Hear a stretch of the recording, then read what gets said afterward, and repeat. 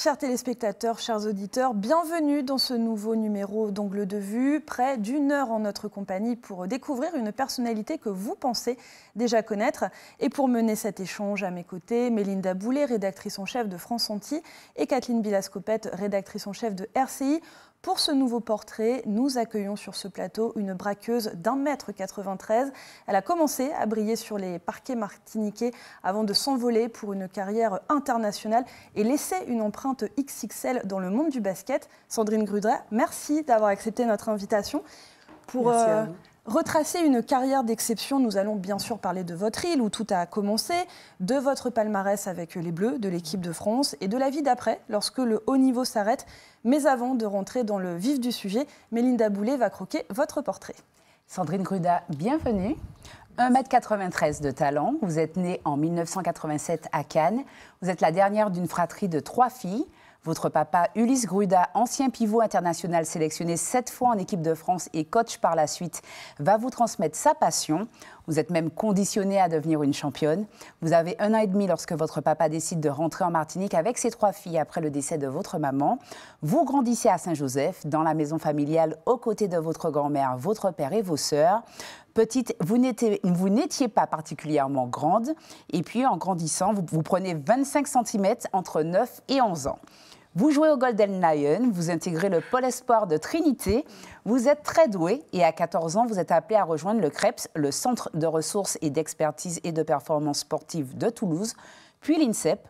Vous êtes très vite repéré par les meilleurs clubs professionnels et vous intégrez l'US Valenciennes en 2005. Vous brillez sur les terrains, mais l'adaptation en France est difficile. Vous avez envie d'abandonner et de rentrer en Martinique et c'est votre grand-mère, Gabou, qui était pourtant contre votre départ à Toulouse, qui vous dit « Tu as commencé et tu dois aller jusqu'au bout ». Et vous irez jusqu'au bout avec cette phrase de votre mamie toujours en tête.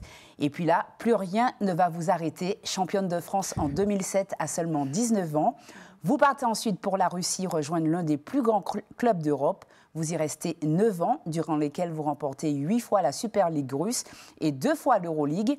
Tout au long de votre carrière, vous jonglez entre la WNBA et les ligues européennes. Vous êtes persévérante et déterminée. Ce sont les mots qui vous qualifient le mieux. Vous êtes la basketteuse de tous les records. 6 fois championne de Russie, championne de WNBA, 2 fois vainqueur de l'Euroleague, vainqueur de l'Eurocoupe. Au niveau de l'équipe de France, vous détenez le record de points marqués et de sélection. Vous avez entre autres été médaillée d'argent au JO de Londres, de bronze au JO de Tokyo, médaillée d'or au championnat d'Europe en 2009, 4 fois médaille d'argent, 2 fois médaille de bronze et en août 2024, vous avez décidé de mettre fin à votre carrière de basketteuse. En 2014, les médecins vous diagnostiquent une endométriose et vous décidez de mettre votre notoriété au service de cette maladie afin de la faire connaître. Si vous vivez loin de votre île, vous y êtes fortement attaché et investi. Vous organisez des camps de basket en direction des jeunes durant les grandes vacances. Vous avez créé et vous présidez l'association Jeux et Enjeux en 2020 pour les jeunes de 15 à 18 ans où vous proposez des stages à travers le sport et le développement personnel. Ce que l'on sait moins de vous, c'est que vous êtes une passionnée du mannequinat et que vous adorez défiler et que petite, vous vouliez faire comme Naomi Campbell. Est-ce que ce portrait est fidèle, Sandrine? Waouh. C'est quand même impressionnant. Oui. Ce portrait est très fidèle. Merci beaucoup. Alors, vous avez perdu votre maman très jeune. Comment s'est passée votre enfance entourée de votre grand-mère, votre papa et vos sœurs? Alors, une enfance simple, modeste, mais remplie de valeurs. Voilà, puisque ma grand-mère, je pense que tout enfant qui grandit avec sa grand-mère, je pense que dirait la même chose, remplie de valeurs. Donc, elle m'a inculqué justement le respect, la discipline, la bienveillance, etc. Donc, très contente de l'avoir eu à mes côtés et de l'avoir eu aussi pour les moments, on va dire, les plus challengeants. D'accord. Vous partez de la Martinique très jeune, à 14 ans. Cela a été un choix difficile de quitter votre terre natale aussi jeune? Tout à fait, très difficile. C'est un déracinement. Donc, il y a eu déchirement émotionnel. Même si au basket, ça allait bien, même si à l'école aussi, ça allait très bien. Mais émotionnellement, j'avais juste envie de tout plaquer, de rentrer à la Martinique.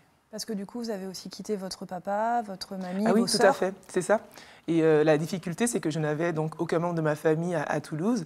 Donc on est un peu livré à soi-même. Et puis, bon, même si quand même j'avais un cursus fédéral, donc j'étais dans un centre et j'étais prise en charge, mais enfin, d'un point de vue émotionnel, moral, c'était quand même assez compliqué. Ça vous a obligé à grandir peut-être plus vite que d'autres enfants? Oui, tout à fait. Ben, j'ai dû vivre en pleine autonomie à 15 ans. Et c'est vrai que c'est pas simple parce qu'en fait, on te lance dans la grande cour et en fait, tu décides par toi-même. Tu arbitres aussi la vie par toi-même. C'est pas simple. Et c'est d'ailleurs ce qui m'a inspirée à créer Jeux et Enjeux. Si vous n'aviez pas été sportif de haut niveau, vers quoi vous seriez dirigé? Professeur des écoles.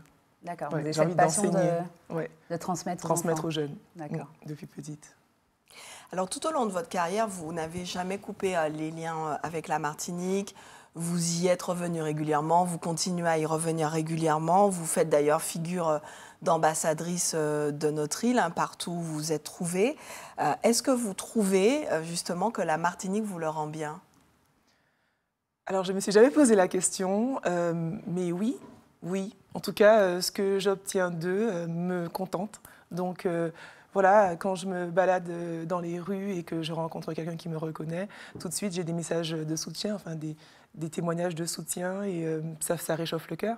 Est-ce que c'est une reconnaissance qui est importante pour vous? On dit souvent nul n'est prophète en son pays, et vous qui portez les couleurs de cette île partout, est-ce que c'est important pour vous qu'ici aussi on reconnaisse votre parcours, votre carrière et tout ce que vous avez pu faire à la fois pour vous, mais finalement pour les couleurs de votre île? C'est important pour la jeunesse. Voilà ce que moi je réponds à ça, parce que pour moi en soi, je n'ai pas besoin de reconnaissance pour être bien dans ma vie.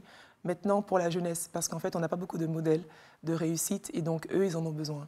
Donc oui, il faut parler davantage de toutes les personnes qui s'expatrient ou alors qui restent ici également et qui arrivent justement à transformer un rêve en une réalité.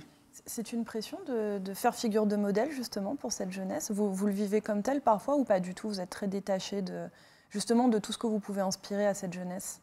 Non, ce n'est pas une pression parce que je suis naturelle, je suis qui je suis, j'expose mes forces et mes faiblesses sans crainte, je ne joue pas de rôle en fait. Donc voilà, si j'en inspire certains, tant mieux. Si je n'inspire pas d'autres, ce n'est pas grave. D'autres personnalités vont pouvoir prendre le relais.